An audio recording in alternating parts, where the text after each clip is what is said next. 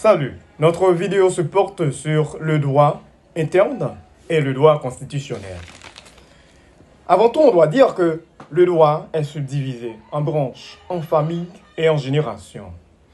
On doit dire que le droit est là pour organiser, harmoniser la cité.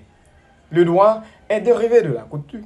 C'est pour cela qu'on dit souvent que le droit est la coutume codifiée. On doit s'arrêter un tout petit peu pour parler de l'État. D'où vient l'État? Quelle est sa provenance? C'est de là on parle de la théorie du constructivisme, le contrat social, et en comme auteur Grotius, Thomas Hobbes, John Locke, Jean-Jacques Rousseau. On parlait de l'état de nature. Selon certains auteurs, à l'état de nature, les hommes connaissaient déjà les droits fondamentaux. C'est quoi l'état de nature? Avant, il n'y avait pas le droit, il n'y avait pas l'État en tant que tel. Eh bien, l'homme était loup pour l'homme. C'était l'anarchie, le chaos. C'est pour cela, pour garantir leurs droits, les hommes ont fait appel à une entité neutre, capable de se dresser au-dessus de tous, par-dessus tous, s'imposant à tous et protège tous. Bien là, c'est l'État. Revenons au droit. Le droit a deux sources. On parle des sources formelles et des sources non formelles. Voyons les sources formelles. Les sources formelles sont la Constitution, les conventions, les lois et les normes réglementaires. Les sources non formelles sont jurisprudence, doctrine, coutume, et puis en tout dernier lieu, on a les principes généraux du droit. Il y a un thème qui nous est très important en ce moment, c'est la Constitution. C'est quoi la Constitution? Eh bien, la Constitution est une loi. C'est la loi mère d'une nation. Toutes les autres lois doivent lui être conformes. En parlant de la Constitution, voyons la hiérarchie des normes.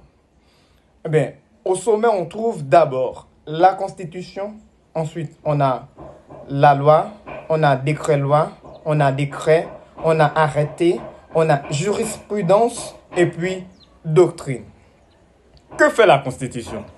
La Constitution est une notion fondamentale, thème central de l'État.